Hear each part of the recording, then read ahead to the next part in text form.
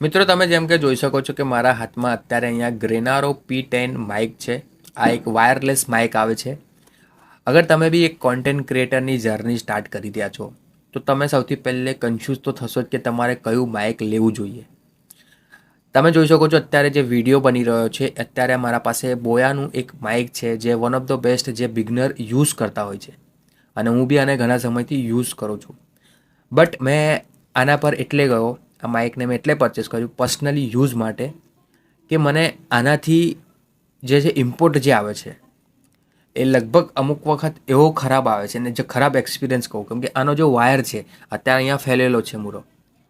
મને નહીં સમજાતું કે આટલો મોટો વાયર આ માઇકમાં હાલવાનું શું રીઝન બને છે. કેમ કે તમે આનું માઇકનો જો વાયર છે એને મેનેજ કરતાં કરતાં જ તમારો એટલો ટાઈમ વેસ્ટ થાય છે. મતલબ મારે એવું જોઈએ છે ને કે મારે લગભગ હવે બસ આવીને બસ વિડીયો શૂટ કરો, મતલબ મારી એક એનર્જી વેસ્ટ થઈ રહી હતી. બીજી વસ્તુ કે જ્યારે આ માઇક મેં અહીંથી બોલી રહ્યો છું તો એનો ઓડિયો ઓછો લેશે વગર આજુબાજુમાં જે નોઇઝ આવી રહ્યો છે, અત્યારે એક ફેન ફરી રહ્યો છે એનો વોઇસ વધારે લેશે. તો અત્યારે તમે જે મારો અવાજ સાંભળી રહ્યા છો એ આ માઇકમાંથી આવી રહ્યો છે. બટ હવે આપણે આ માઇકને કનેક્ટ કરવાના છે આ ફોન સાથે અને એના બાદ આપણે જોવાના છે કે શું એક્સપિરિયન્સ આવે છે. વાયરલેસ માઇક તમારે ક્યારે લેવું જોઈએ, કમ લેવું જોઈએ એનો બી હું તમને આન્સર આપીશ.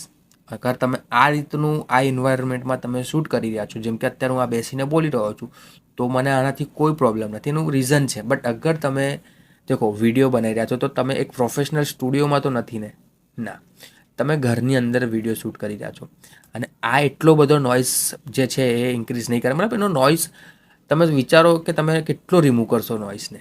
અને આપણા પાસે કોઈ પ્રોફેશનલ એવા ટૂલ તો છે નથી. આપણે બેસિકલી VN, કેપકટ, ઇનશોર્ટ આ રીતની એપ યુઝ કરતા હોય છે. ફોનમાં વિડીયો શૂટ કરીએ છીએ તો ફોનમાં જ એડિટ કરીએ છીએ તો આપણા પાસે ઓપ્શન નથી. તો એના માટે મેં આ વસ્તુને બાય કરી છે. અગર તમે બી એક વાયરલેસ માઇક તરફ જઈ રહ્યા છો તો આ વિડીયોને એન્ડ સુધી જરૂર જોજો કેમ કે તમારા માટે બહુ હેલ્પફુલ વસ્તુ રહેવાની છે આ. તો ચલો સ્ટાર્ટ કરીએ. તો હવે મિત્રો તમે લોકો જોઈ શકો છો કે કંઈક આ રીતનું પેકેજિંગની અંદર આપણું આ માઇક આવે છે ગ્રેનારો P10. આનો જે મોડેલ નંબર છે એ હું તમને અહીંયા બતાવી દઉં. અહીંયા તમને 3 લેવલ સુધીને નોઇઝ કેન્સલેશન બી તમને મળે છે જે આપણે આગળ વિડીયોમાં વાત કરવાના છે એના વિશે. અને આ એનો મોડલ નંબર છે, ઠીક છે, ત્યાંથી તમને ખ્યાલ આવશે. આ સ્પેશિયલ તમને કહું તો એન્ડ્રોઈડ વર્ઝન છે તો આ લગભગ આઈફોનમાં સપોર્ટ નહીં થાય એ બી તમારે સમજવું પડશે. અને આ 3 લેવલ મેં જે વાત કરી હતી એ બી અહીંયા મેન્શન કરેલું છે અને આ બાકી બધી જે એની ડિટેલ છે એ તમે વાંચી શકો છો અહીંયા. બાકી હું તમને જે મેન છે વસ્તુ એ તમને સમજાવી દઉં કે તમને શું ધ્યાન આપવું જોઈએ આ માઇકને યુઝ કરતા ટાઈમ. ચલો આપણે આને ઓપન કરીએ. તો કંઈક હું આને ઓપન કરી લઉં. તો ઓલરેડી મેં જ્યારે માઇક આવ્યું હતું ત્યારે મેં આને ઓપન કર્યું હતું જેનાથી એની પ્લાસ્ટિક સીટ જે હતી જે પ્લાસ્ટિકમાં આવે છે એ નથી તો અત્યારે મેં એને યુઝ નથી કરી.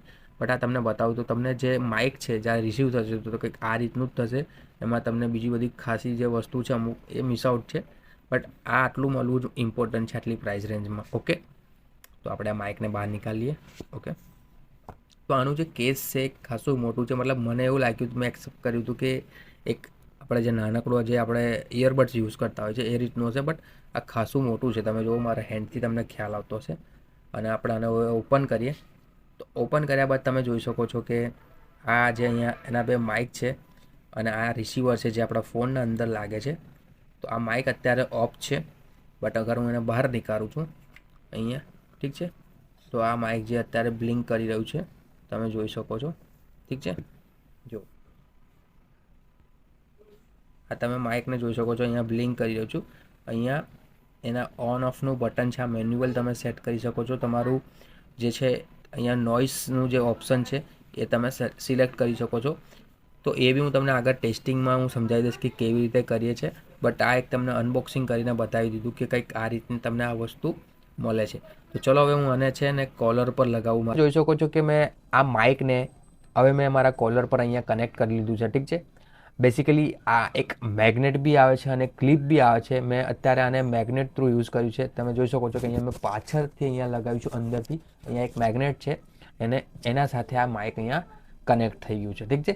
હવે આ જે તમને ઓડિયો આવી રહ્યો છે તમે એના પર ફોકસ કરજો કે આ જે ઓડિયો આવી રહ્યો છે અત્યારેમાં મેં જે નોઇઝ કેન્સલેશનના જે ઓપ્શન આવે છે જે ફીચર્સ આપેલો છે એને બિલકુલ યુઝ નથી કર્યો. અત્યારે આ કોઈ બી તરીકેથી ઓફ છે, મતલબ નોઇઝ કેન્સલેશન. બટ અગર હું ચાહું તો હવે હું એને યુઝ કરી શકું છું, અને એના બાદ તમને ડિફરન્ટ થોડો બાદ આમ સમજમાં આવી જશે. ઠીક છે. અને આની જે ડિસ્ટન્સ છે લગભગ 50 મીટરની રેન્જમાં તમે જઈને બી બોલી શકો છો. હવે મારે કોઈ ટેન્શન નથી. જો જ્યારે બી મતલબ જેટલું મારે મૂવમેન્ટ કરવું છે, જે રીતનું મતલબ તમારી સાથે વાત કરી છે હું એ રીતનું કરી શકું છું.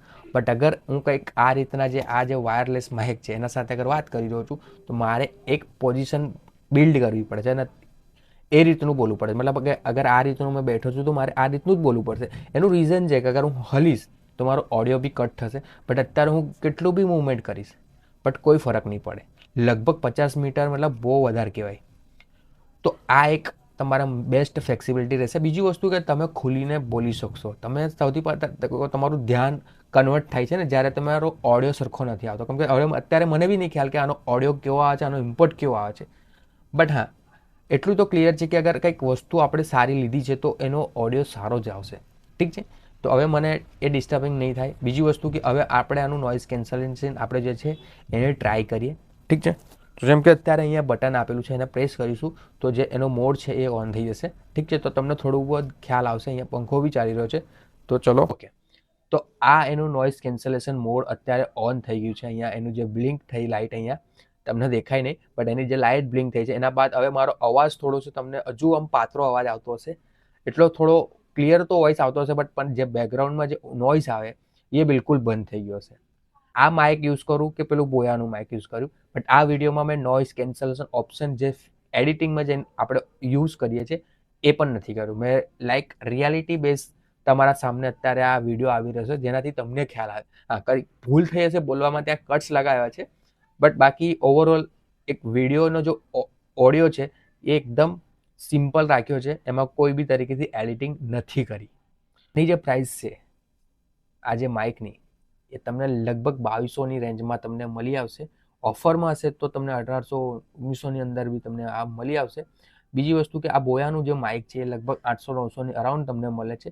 બટ આનો જો વાયર છે તમે જોઈ શકો છો. હા, મેં ક્યાં ક્યાં એને લગાવ્યો છે. તો અગર તમે આનાથી છુટકારો પાવો હોય તો તમે આના તરફ જઈ શકો છો. અને તમને આ વિડીયો ગમ્યો હોય અને ગમ્યો હોય તો ચેનલને સબસ્ક્રાઈબ કરી દેજો, અને વિડીયો પસંદ આવ્યો તો લાઈક કરી દેજો. આપણે આ રીતના ગુજરાતી વિડીયો આપણે આગળ લાવવાના છે, ઘણા બધા એવા આવવાના છે જેમાં આપણે કંઈક નવી નવી વાતો કરીશું અને નવા નવા ગેજેટ્સ લાવીશું. તો તમારો સપોર્ટ જોઈશે આના માટે. કેમ કે મેં ચાહું તો હિન્દીમાં બી બોલી શકું છું, બટ મેં એ વિચાર્યું છે કે આપણા જે ગુજરાતી ક્રિએટર છે કંઈક એમના માટે કંઈક કરીએ. તો મારો પહેલો કદમ છે, તમે બી તમારો પહેલો કદમ ઉઠાવી લો.